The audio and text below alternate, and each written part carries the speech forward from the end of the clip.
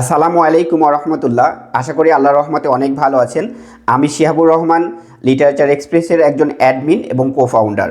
আমি আজকে মূলত দ্য ইলিয়ড এই মহাকাব্যটি নিয়ে আলোচনা করব। এই মহাকাব্যটি লিখেছে বিখ্যাত মহাকাব্যিক হোমার। আমরা জানি হোমার দুইটি মহাকাব্য লিখেছে, ইলিয়ড এবং ওডিসি। ইলিয়ড এই মহাকাব্যটি মূলত গ্রিক এবং ট্রয়ের মধ্যে যে যুদ্ধ হয়েছিল, দীর্ঘ 10 বছরের যে যুদ্ধের একদম শেষ পর্যায়ে যে কাহিনী, সেই কাহিনী নিয়ে মূলত এই মহাকাব্যটি লেখা।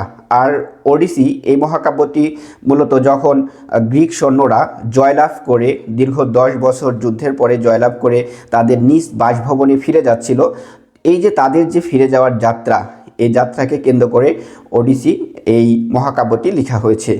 তো এই যে ইলিয়ড, এটা মূলত আপনারা যারা ন্যাশনাল ইউনিভার্সিটিতে পড়েন, অর্থাৎ ন্যাশনাল ইউনিভার্সিটির 4র্থ বর্ষের সিলেবাসের আওতাভুক্ত করা হয়েছে। তো আপনাদেরকে ক্লাসিক ইন ট্রান্সলেশন এই কোর্সটাতে ইলিয়ড এই মহাকাব্যটি পড়তে হবে।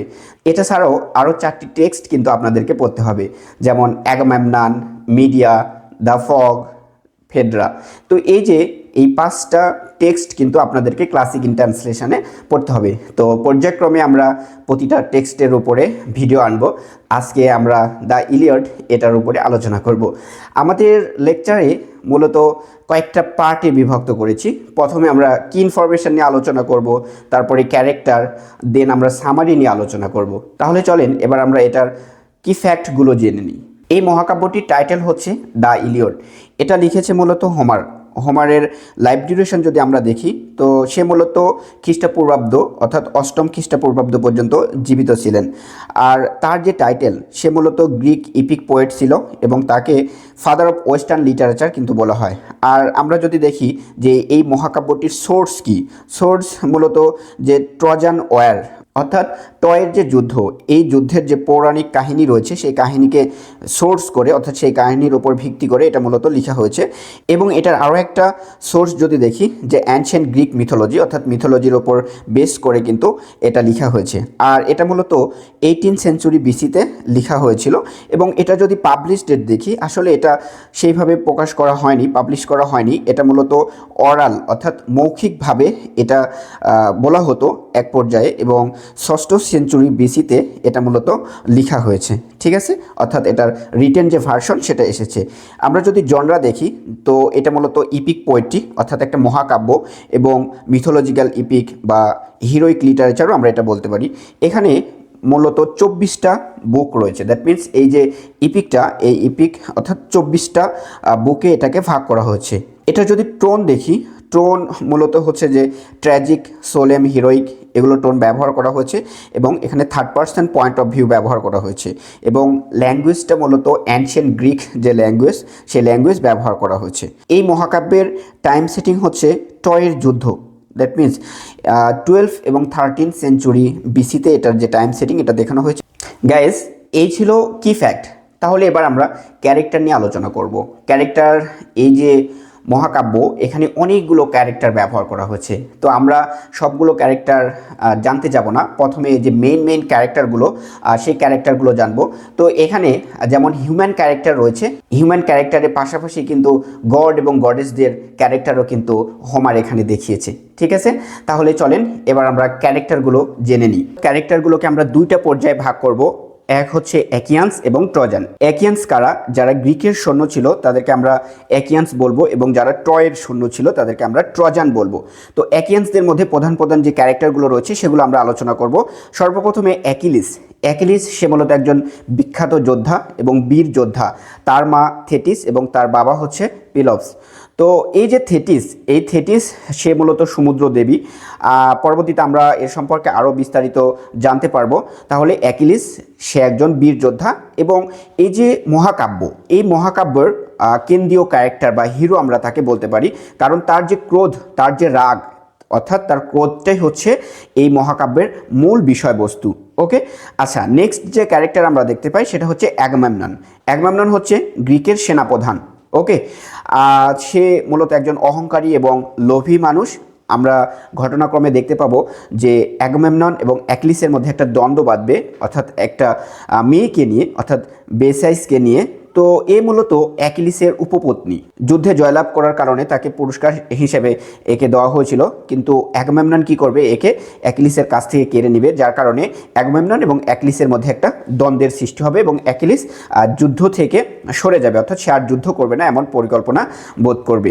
এরপরে নেক্সট যে ক্যারেক্টার সেটা হচ্ছে ম্যানিলাস। ম্যানিলাস হচ্ছে অ্যাগামেমননের ভাই এবং যাকে কেন্দ্র করে এই যে ট্রয় এবং গ্রিক, এই যে এদের মধ্যে যে দীর্ঘ 10 বছর যাবৎ যুদ্ধ হচ্ছে, সেটা হচ্ছে ম্যানিলাসের স্ত্রী হেলেন। এরপরে আমরা দেখব ওডিসিয়াস। ওডিসিয়াস একজন বিখ্যাত কৌশলিক গ্রিক বীর, অর্থাৎ সে একজন বীর যোদ্ধা। এরপরের ক্যারেক্টার হচ্ছে অ্যাজাক্স। সে মূলত খুবই শক্তিশালী একজন যোদ্ধা। এরপরে নেক্সট যে ক্যারেক্টার সেটা হচ্ছে ডাইমিডাস। ডাইমিডাস একজন তরুণ সাহসী বীর যোদ্ধা। এরপরে নেস্টর। নেস্টর হচ্ছে বয়োজ্যেষ্ঠ এবং খুবই জ্ঞানী একজন যোদ্ধা। ওকে, আচ্ছা। এরপরে পেট্রোক্লাস। পেট্রোক্লাস হচ্ছে মূলত অ্যাকিলিসের ঘনিষ্ঠ বন্ধু, অর্থাৎ বোজম ফ্রেন্ড তাকে বলতে পারি। তো পেট্রোক্লাসের কারণেই কি করবে, অ্যাকিলিস কিন্তু পুনরায় আবার যুদ্ধক্ষেত্রে ফিরে আসবে এবং সে আবার যুদ্ধ করবে এই সিদ্ধান্ত কিন্তু নেবে এবং শেষ পর্যন্ত হেক্টরকে হত্যা করবে। এই হচ্ছে পেট্রোক্লাস, ঠিক আছে। অর্থাৎ পেট্রোক্লাসের কারণেই অ্যাকিলিস কী করছে, পুনরায় যুদ্ধক্ষেত্রে ফিরে আসতেছে। এরপরে যে ক্যারেক্টার সেটা হচ্ছে ক্যালকাস। ক্যালকাস হচ্ছে প্রফেট, দ্যাট মিনস সে ভবিষ্যৎবাণী করতে পারে, সুন্দর ভবিষ্যৎবাণী করতে পারে। অ্যাগামেমননকে সে ভবিষ্যৎবাণী করে সব কিছু বলে দেয় যে এই ঘটনা ঘটতে যাচ্ছে। এগুলো ছিল মূলত অ্যাকিয়ান্সদের পক্ষে প্রধান ক্যারেক্টার। এবার আমরা ট্রজানদের পক্ষে, দ্যাট মিনস ট্রয়ের যে ক্যারেক্টারগুলো আছে সেগুলো দেখব। ট্রয়ের প্রধান ক্যারেক্টার হচ্ছে হেক্টর, অর্থাৎ হেক্টর হচ্ছে ট্রয় আর্মিদের সেনাপ্রধান। তো এই হেক্টরকে, হেক্টর হচ্ছে ট্রয়ের যে রাজা পিয়াম, এই পিয়ামের হচ্ছে পুত্র সন্তান হেক্টর, এবং সে বীর যোদ্ধা। অ্যাকিলিসের ভাষ্যমতে, অর্থাৎ অ্যাকিলিস যখন হেক্টরের সাথে যুদ্ধ করে তখন তার ভাষ্যমতে যে অ্যাকিলিস এর আগে, হেক্টরের আগে এত দক্ষ কোনো সৈনিকের সাথে সে যুদ্ধ করেনি। এই হচ্ছে হেক্টর। আমরা দেখব হেক্টর আসলে প্রকৃত বীর। ওকে, আচ্ছা। নেক্সট ক্যারেক্টার হচ্ছে পিয়াম। পিয়ামকে ট্রয়ের রাজা, ঠিক আছে, হেক্টর এবং প্যারিসের পিতা। আচ্ছা, নেক্সট যে সেটা হচ্ছে প্যারিস। প্যারিস হচ্ছে যে পিয়ামের পুত্র এবং হেক্টরের ভাই। তো এই প্যারিস হেলেনকে অপহরণ করে নিয়ে আসবে, আর যার কারণেই গ্রিক এবং ট্রয়ের মধ্যে যুদ্ধ কিন্তু লেগে যাবে এবং এই যুদ্ধ সেই যুদ্ধ, মহাকালের যুদ্ধ, দীর্ঘ 10 বছর যাবৎ কিন্তু এই যুদ্ধ কন্টিনিউ হবে। ওকে, এরপরে হেলেন সম্পর্কে তো আমরা জানলামই কি, হেলেন হচ্ছে ম্যানিনাসের স্ত্রী। এরপরের ক্যারেক্টার অ্যান্ড্রোমাসি। অ্যান্ড্রোমাসি হচ্ছে হেক্টরের স্ত্রী এবং সে খুবই একজন ভালো স্ত্রী, ঠিক আছে। হেক্টরের প্রতি তার অগাধ ভালোবাসা এবং তার সন্তানদের প্রতি তার গভীর ভালোবাসা। নেক্সট ক্যারেক্টার যদি আমরা দেখি তাহলে সেটা হচ্ছে ক্যাসেন্ড্রা। তো ক্যাসেন্ড্রা হচ্ছে পিয়ামের কন্যা। তো এই ক্যাসেন্ড্রার একটা গুণ আছে, তার গুণ হচ্ছে সে ভবিষ্যৎ দেখতে পায়, সব কিছু দেখতে পাচ্ছে যে কি ঘটতে যাচ্ছে, কি ঘটবে, সে সব কিছু কিন্তু বুঝতে পারে।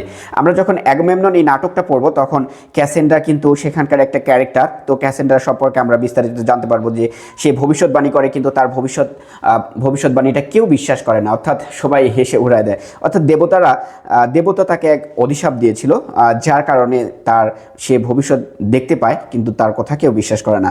তো এইগুলো ছিল মূলত ট্রজানদের যে ক্যারেক্টার এই পর্যায়ে। এবার আমরা দেখব দেবতাদের যে চরিত্রগুলো, অর্থাৎ দেবতারা কিন্তু দুই ভাগে ভাগ হয়ে গেছিল এবং যে গড এবং গডেস এরা দুইটা দল নিয়ে নিয়েছিল, অর্থাৎ এক দল নিয়েছিল হচ্ছে যে ট্রজানদের পক্ষে, আরেক দল নিয়েছিল অ্যাকিয়ান্সদের পক্ষে। দ্যাট মিনস দেবতারাও দুই ভাগে ভাগ হয়ে গেছিল, অর্থাৎ এখানে হিউম্যান বিংস অর্থাৎ মানুষের যুদ্ধ হচ্ছে, ওদিকে দেবতারা সাপোর্ট করা শুরু করেছে। কেউ সাপোর্ট করছে অ্যাকিয়ান্সদেরকে, কেউ সাপোর্ট করছে ট্রজানদেরকে। এই হচ্ছে বিষয়। তাহলে আমরা গড এবং গডেসদের মধ্যে আমরা প্রথমে গডস দেখব। তো জিউস, প্রথমে আসে জিউস। এ হচ্ছে যে god of god and goddess, অর্থাৎ সবার হচ্ছে গড, ঠিক আছে। এই জিউস এই যুদ্ধ বলতে যে গ্রিক এবং ট্রয়ের যে যুদ্ধ, এই যুদ্ধে সে নিউট্রাল ভূমিকা পালন করে, অর্থাৎ নিরপেক্ষ ভূমিকা পালন করে। সে এদিকেও নয় ওদিকে নয়, দ্যাট মিনস সে তার প্রধানের দায়িত্ব পালন করতে হবে, যেদিকে যাবে আরেক পক্ষ নারাজ হয়ে যাবে, যার কারণে সে নিউট্রাল ভূমিকা পালন করেছে। এরপরে আসে অ্যাপোলো। অ্যাপোলো মূলত কে? অ্যাপোলো হচ্ছে যে জিউসের পুত্র এবং আর্টেমিসের যমজ ভাই। আমরা জানি যে আর্টেমিস এবং অ্যাপোলো এরা দুজন হচ্ছে টুইন্স, ব্রাদার অ্যান্ড সিস্টার। তো এই অ্যাপোলো হচ্ছে সূর্যের দেবতা, সূর্য, সঙ্গীত এবং ভবিষ্যৎবাণীর দেবতা হচ্ছে অ্যাপোলো। তো এই অ্যাপোলো কী করেছিল? অ্যাপোলো মূলত ট্রজানদেরকে সাপোর্ট করেছিল, এরপরে যে দেবতা আসে সেটা হচ্ছে অ্যারিস। তো অ্যারিস মূলত ট্রজানদেরকে সাহায্য করেছিল, ঠিক আছে। এরপরে হচ্ছে প্রসিডন। প্রসিডন মূলত আমরা জানি যে সমুদ্র দেবতা প্রসিডন, এবং সে মূলত জিউসের ভাই। সে কিন্তু ট্রজানদেরকে না, একিয়ান্সদেরকে সাপোর্ট করেছিল। ওকে। এরপরে হচ্ছে হ্যাপিস্থাস, আগুন বা যে কামারশালা বলে, অর্থাৎ সে অস্ত্রপাতি তৈরি করে, সেটার কিন্তু সে দেবতা, ঠিক আছে। সে অ্যাকিলিসের জন্য নতুন বর্মা এবং ঢাল তৈরি করে দিয়েছিল। এরপরে আসে যে হারমেস। হারমেস সে হচ্ছে যে নিরপেক্ষ ভূমিকা পালন করেছিল। সে মূলত একজন বার্তাবাহক দেবতা, অর্থাৎ মেসেঞ্জার হিসেবে তাকে দেখানো হয়েছে। এই হচ্ছে যে গডস, এবং আমরা গডেসেস দেখব, অর্থাৎ এখানে গডেসের মধ্যে আসে সেটা হচ্ছে হেরা। হেরা মূলত কে জিউসের স্ত্রী, ঠিক আছে, এবং দেবীদের রানী হচ্ছে হেরা। এই হেরা কি করেছিল? হেরা মূলত একিয়ান্সদেরকে সাপোর্ট করত। এরপরে হচ্ছে অ্যাথেনা। অ্যাথেনা মূলত জিউসের কন্যা, সে মূলত গ্রিকদের পক্ষেই ছিল। এরপর হচ্ছে অ্যাফ্রোডাইট। তো এই অ্যাফ্রোডাইট মূলত প্যারিসকে সাপোর্ট করত, কারণ প্যারিস তার অনেক বড় একটা উপকার করেছিল। পরবর্তীতে আমরা এটা সম্পর্কে জানতে পারবো। তো এই অ্যাফ্রোডাইট কী করেছিল? ট্রজানদেরকে সাহায্য করেছিল, ট্রজানদের পক্ষে ছিল। এরপর আছে থেটিস। থেটিস হচ্ছে যে অ্যাকিলিসের মা। থেটিস মূলত গ্রিকদের পক্ষে ছিল। তারপরে আর্টেমিস। এই আর্টেমিস মূলত ট্রজানদের পক্ষে ছিল। এই হচ্ছে গড এবং গডেস, অর্থাৎ দেবতারা দুইটা ভাগে ভাগ হয়ে গিয়েছিল কিন্তু। তাহলে এবার আমরা সামারি নিয়ে আলোচনা করব। সামারি নিয়ে আলোচনা করার পূর্বে এই মহাকাব্যের ব্যাকগ্রাউন্ড সম্পর্কে আমরা কিছু জেনে আসি। গ্রিক এবং ট্রয়, এই যে দুই নগরী, এই নগরীর মধ্যে কেন যুদ্ধ বেঁধেছিল আমাদেরকে তো অবশ্যই জানতে হবে, তাই না? তাহলে চলেন আমরা একটু পিছন থেকে আসি। তো অ্যাকিলিসের মা বাবা, অ্যাকিলিসের মা বাবা অর্থাৎ অ্যাকিলিসের মা থেটিস এবং তার বাবা পেলিয়াস, এদের যে বিয়ের অনুষ্ঠান, এই অনুষ্ঠানে অলিম্পিয়ান যত গড এবং গডেসেস আছে সবাইকে কিন্তু ইনভাইট করা হয়েছে, অর্থাৎ জিউসের রাজমহলে এই অনুষ্ঠানটা হচ্ছে। তো সেখানে সকল দেবদেবীদেরকে নিমন্ত্রণ করা হয়েছে, শুধুমাত্র একজন দেবীকে নিমন্ত্রণ করা হয়নি, দেবী এরিস, অর্থাৎ সে হলো মূলত ঝগড়া বিবাদের দেবী, অর্থাৎ সে যেখানে যায় সেখানে কলহ লাগিয়ে দেয়, যার কারণে তাকে কিন্তু ইনভাইট করা হয়নি। তো সে খুবই মাইন্ড করে, এবং মাইন্ড করার কারণে সে একটা সোনার আপেল, গোল্ডেন আপেল সবার সামনে ছুড়ে দেয়, এবং সেখানে লেখা ছিল ফর দ্য ফেয়ারেস্ট, অর্থাৎ যে সবচেয়ে সুন্দর তার জন্য এই আপেলটা। তো সেখানে যে দেবীরা ছিল, অর্থাৎ হেরা, অ্যাথেনা, অ্যাফ্রোডিটিস, তো তাদের মধ্যে একটা প্রতিযোগিতা লেগে যায় যে এই আপেলটা কে নেবে। তো তারা জিউসের কাছে যায়, আর জিউসকে বলে যে আসলে তাদের মধ্যে সবচেয়ে বেশি সুন্দর কে, যে সবচেয়ে বেশি সুন্দর তাই হচ্ছে যে আপেলটা পাবে, গোল্ডেন আপেলটা পাবে। তো এখানে জিউস দেখে সে যাকে সাপোর্ট করবে অন্দরমহলে গ্যাঞ্জাম লেগে যাবে, অর্থাৎ এখানে তার মেয়ে আছে, তার ওয়াইফ আছে, তাই না? তো যার কারণে সে কী করেছে, বলে যে এইটার বিচার আমি করতে পারবো না, এটার বিচার একজন মানব করবে। দ্যাট মিনস সে প্যারিসের কথা বলে, এবং প্যারিসকে সেখানে নিয়ে আসা হয়। তো প্যারিসকে নিয়ে আসার পরে হেরা, অ্যাফ্রোডিটি, অ্যাথেনা এরা কী করছে, সবাই প্যারিসকে ঘুষ দিচ্ছে, অর্থাৎ তাকে অফার করতেছে। যেমন হেরা অফার করতেছে, সে যদি তাকে সাপোর্ট করে তাহলে প্যারিসকে সে সবচেয়ে বড় যোদ্ধা বানিয়ে দেবে। তারপরে অ্যাথেনা তাকে বলছে সে যদি তাকে সাপোর্ট করে, অর্থাৎ তাকে যদি সবচেয়ে সুন্দরী ঘোষণা করে, তাহলে কি করবে, তাকে জ্ঞানের, অর্থাৎ এই মহাবিশ্বের সবচেয়ে বড় জ্ঞানী বানিয়ে দিবে। এবং অ্যাফ্রোডাইট বলে তাকে যদি প্যারিস সাপোর্ট করে তাহলে এই দুনিয়ার সবচেয়ে সুন্দরী মহিলা, অর্থাৎ সেই সময়ের সবচেয়ে সুন্দরী মহিলা হেলেন, তাকে সে পাইয়ে দেবে। তো এদিকে প্যারিস একটু নারী লোভী ছিল, যার কারণে সে কী করলো, অ্যাফ্রোডিটিকে সবচেয়ে সুন্দরী ঘোষণা করলো। তো যার কারণে এটার সূত্র ধরে অ্যাফ্রোডাইট কী করলো, যে তাকে হেলেনকে পাইতে সাহায্য করলো। তো প্যারিস কী করলো, হেলেনকে প্রেমের ফাঁদে ফেলে টয় নিয়ে চলে আসলো। তো হেলেনকে যখন নিয়ে আসলো তখন অ্যাগামেমনন এবং ম্যানিলাস তারা খুবই অপমান বোধ করলো, অর্থাৎ হেলেনকে নিয়ে গেছে, তাদের মেয়েকে নিয়ে গেছে, দ্যাট মিনস তাদের আত্মসম্মান ট্রয়ে নিয়ে চলে গেছে। যার কারণে তারা সবাই একত্রিত হলো এবং সিদ্ধান্তও নিল যে হেলেনকে ফিরিয়ে আনতে হবে, তাদের যে আত্মসম্মান, এই আত্মসম্মান কিন্তু ফিরিয়ে আনতে হবে। যার কারণেই এই দুই দেশের মধ্যে, অর্থাৎ দুই নগরীর মধ্যে কিন্তু যুদ্ধ শুরু হয়ে গেল, এবং এই যুদ্ধ 1-2 দিনের যুদ্ধ না, দীর্ঘ 10 বছর যাবৎ এই যুদ্ধ কিন্তু কন্টিনিউ হলো। তাহলে চলেন এবার আমরা মূল কাহিনীতে চলে আসি।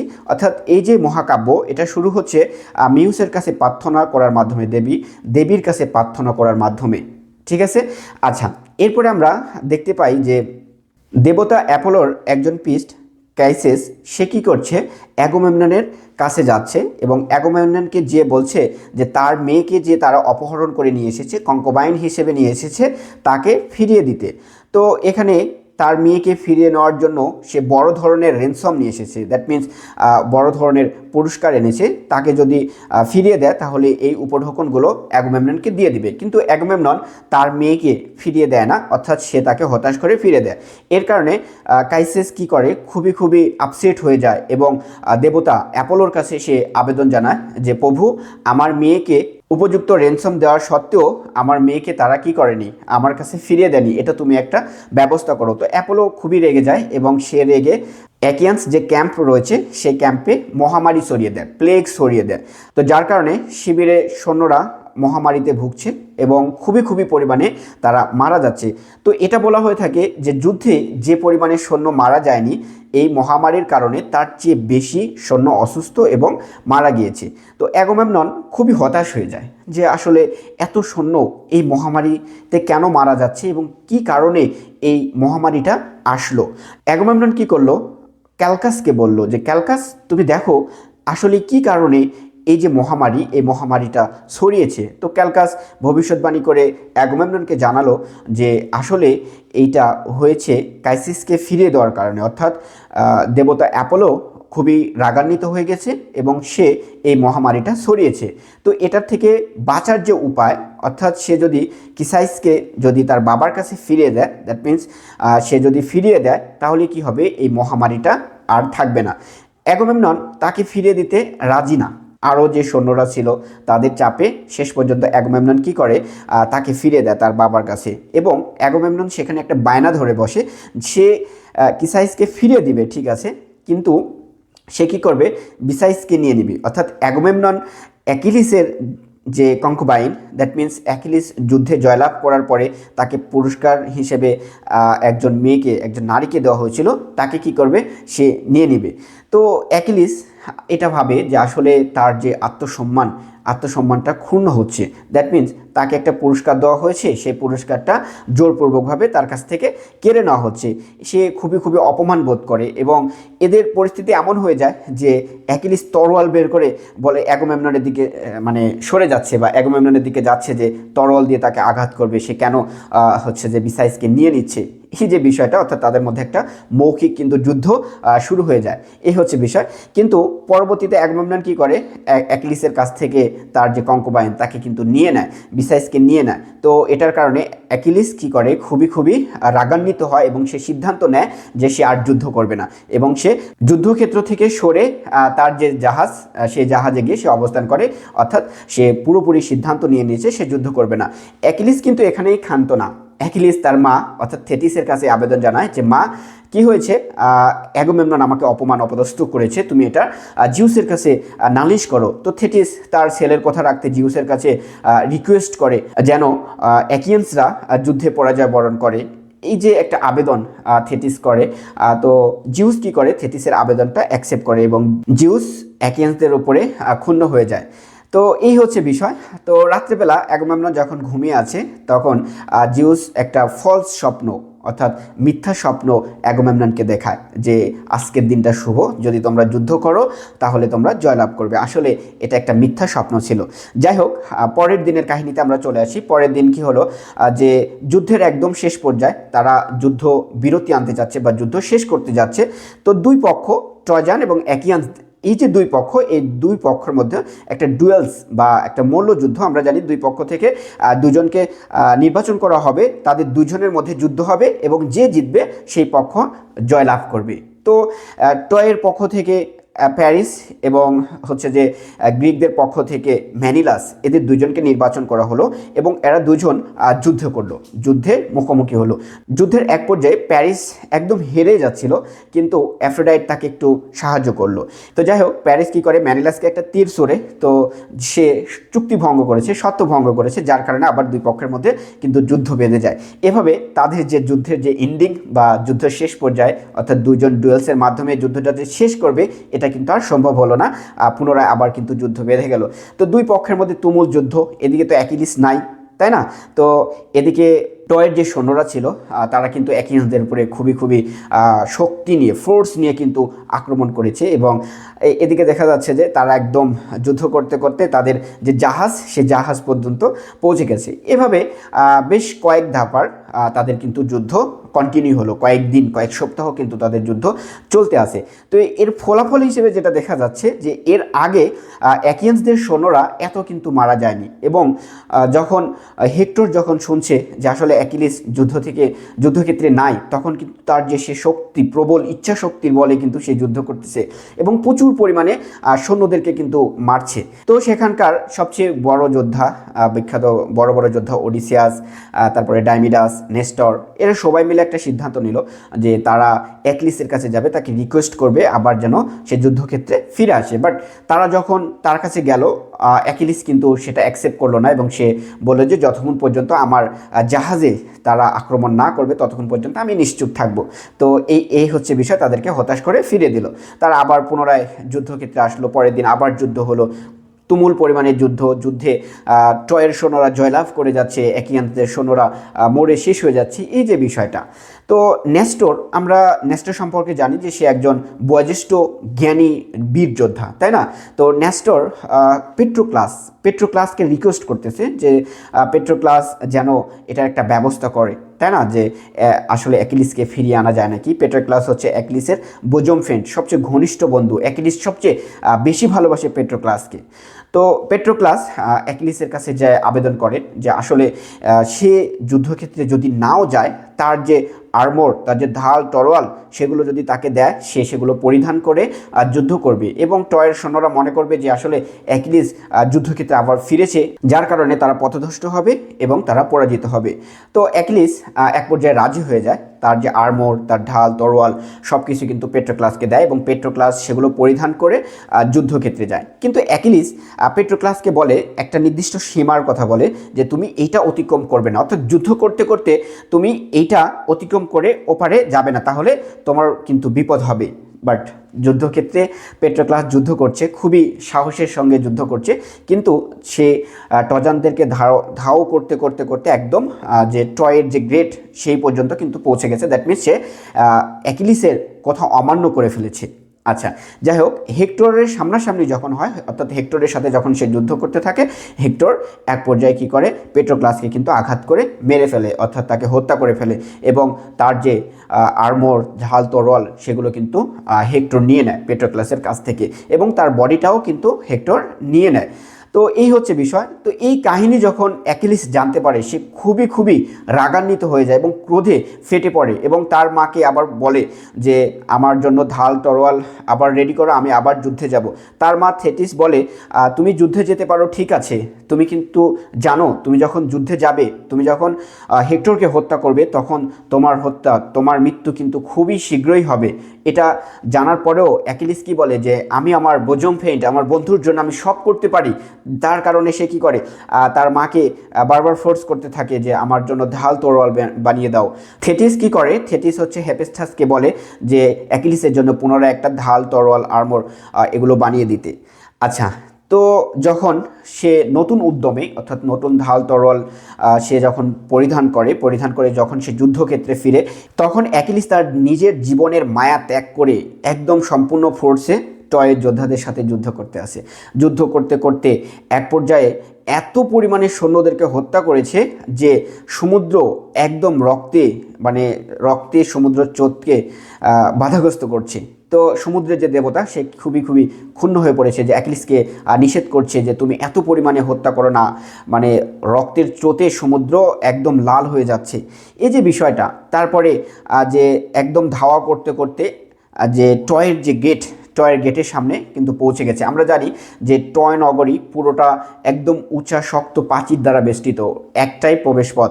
এই যে যুদ্ধগুলো হচ্ছে, এগুলো ট্রয়ের প্রাচীরের বাহিরে।